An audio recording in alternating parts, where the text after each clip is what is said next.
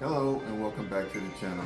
In this video, we'll be reviewing tips for the removal and replacement of the spark plugs and coils on this 2024 Ford Escape with the 1.5 liter engine. If you find my tips to be helpful, please like, subscribe, and comment. Now let's get started. The spark plugs and coils are located near the center of your screen, right at the tip of my red pointer. For demonstration purposes, we'll be removing and replacing the coil and spark plug at this location right here. Just want to point out that this is an inline 3-cylinder engine. All of the cylinders are lined up along the center of the engine. We have one coil and spark plug here, coil, spark plug here, and coil and spark plug there at that location. Only 3 spark plugs on this Dragon B series engine. Symptoms associated with faulty spark plugs or coils include poor fuel economy, rough idle, misfire, stalls, hard starts, and check engine light codes. The check engine light codes for the spark plugs will be P0300 through P0305. The check engine codes associated with the coils are P0350 through P0362. Now let's move on with our supply list. Our supply list includes a small socket, 5/16 inches, to remove the coil, a deep socket, 14 millimeters, to remove the spark plug, and you'll need a ratchet and extensions for both of those. I have some anti-seize grease for the spark plug, some lithium grease for the spark plug. I have a magnet, spark plugs, and coils if needed. Please see other items in the description below. So you might ask, what do these parts do? Well, the spark plug ignites the fuel mixture, right, which creates the combustion and drives the engine. The coils send high voltage to the spark plugs to ensure that you have a nice, strong spark. And with that, let's just go ahead and remove the spark plug in a center location. So using my 5/16 inch socket with a ratchet, I'm gonna come in right over the top here and loosen that up. There is a connector here, and you notice this wire is really short. So you're gonna have to remove this connector before you pull out the coil. So in order to do that, you use your nail and pull back on that locking mechanism. I don't know if you heard it click, but you have to pull back on the white locking mechanism, and then you simply press down and squeeze. And there you go. Okay? So just move that out of the way. Let's go ahead and finish removing the screw.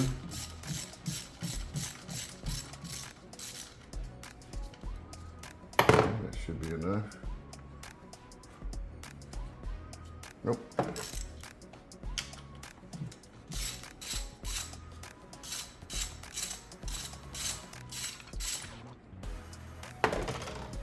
Okay. There's a screw for the coil, and then I'm going to pull that coil straight out, but very gently. Okay, now there you have it. Now I always like to inspect the coil when I first pull it out. This engine was not throwing a check engine light.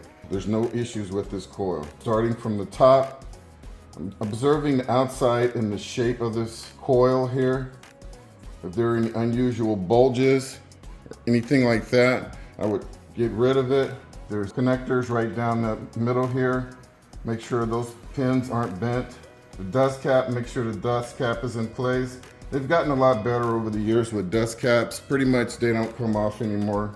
And this one's not an exception to that.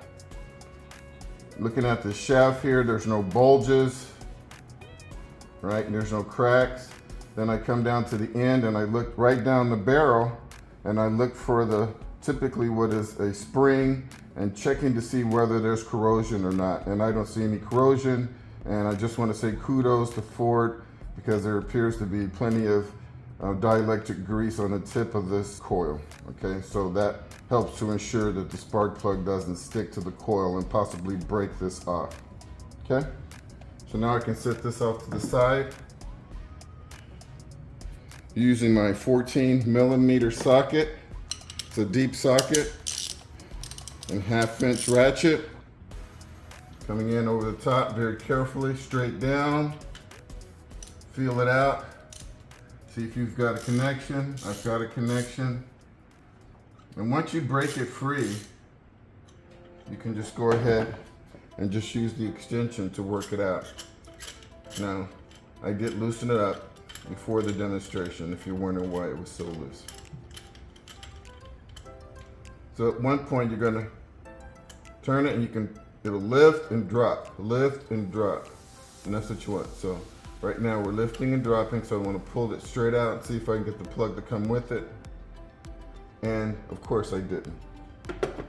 And that's why I mentioned earlier that it'd be really nice if you had a magnet. So I'm going to come in with my magnet. There you go. And there you have it, folks. There is your spark plug. I'm not going to say a whole lot about these spark plugs. There's plenty of videos out there talking about spark plugs. But what I do want to say is that you want to check the condition of the electrodes here. This is clearly an Iridium double tip spark plug, and the tips, both tips appear to be in excellent condition. Moving up to this area here, you see this is the porcelain insulator, and this is a Ford spark plug JYSP12YPT. Okay, so there's no cracks in the porcelain insulator. And so this is good to go. I wouldn't have any issues with it. There's a minor amount of rust here, which you could put a little anti-seize on it. But in this area, we're pretty arid here. There's not much moisture in the air.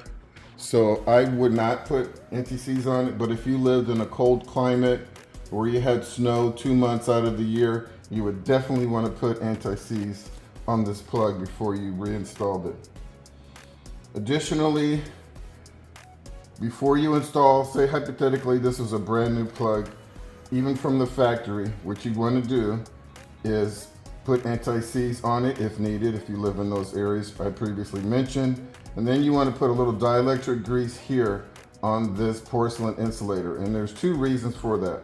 One reason is to illuminate any cracks they may be in this insulator. And there's any cracks here, you definitely want to throw this out and not use it. There's nothing you can do. Just get you a new spark plug. Secondly, if you put dielectric grease on this porcelain insulator, what you do in the long run is you're protecting this more expensive coil tip, right?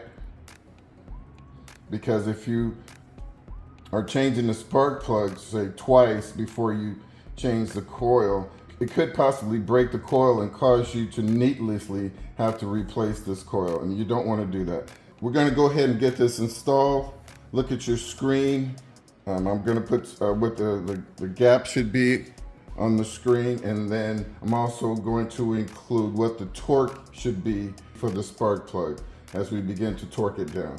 So I'm going to gently lower the spark plug down and into the hole. Try not to let it drop. So now I'm going to come in over the top of that with my 14mm deep socket, very gently, straight down the barrel. Give it a couple of turns, pull back out, go back in, a couple more turns. I can feel now it's grabbing the threads. And as long as I keep this extension in the middle, I feel pretty confident that I'm not in any way cross-threading that spark plug, okay? We're gonna go ahead and tighten it down. In the manual, it says only 8.5 foot-pounds, so that's not a whole lot, folks. So I'm gonna get it down snug, make sure it's tightened.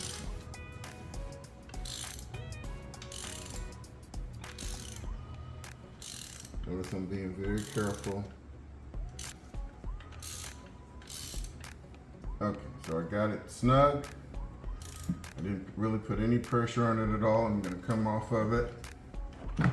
Come in there with my torque wrench.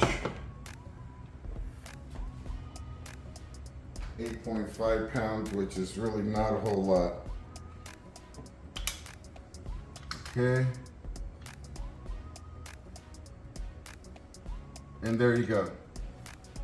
Okay, so basically what I read in the manual is that you just get them down snug and that's it. Now we're ready to go back in with our pre-inspected coil.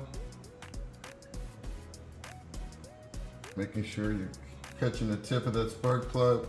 Press it down like that so that that dust cover can seat before you install the screw. You do not want to use the screw to pull the dust cover into place. Okay?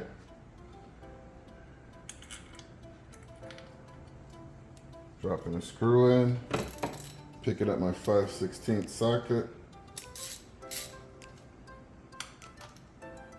and get to work. All right, so that just has to be snug. We have our electrical connector here. Now feeling the top of this coil, and I can feel that the little catch is on the top, so that means that the catch for the connector is on this side. This lock is in out position, and they've improved and changed these over the years, and this is a pretty good design, I must admit. So I'm looking at the female ends of the connectors. They look fine, looking straight down onto them. Also at the same time, I'm looking at my gasket to make sure that it's in place and it's not deformed. So now I'm just gonna go ahead, try to make the connection, listen for the click. There was a small click there. I'm gonna tug on it a little bit, and I'm gonna say that's a solid connection. Last step, come back in, lock that connector in place, and there you have it, folks. Well, that wraps up this removal and replacement of the spark plug and coil on this 2024 Ford Escape with the 1.5 liter Dragon B engine. If you find my tips to be helpful, please like and subscribe. And until next time, drive defensively.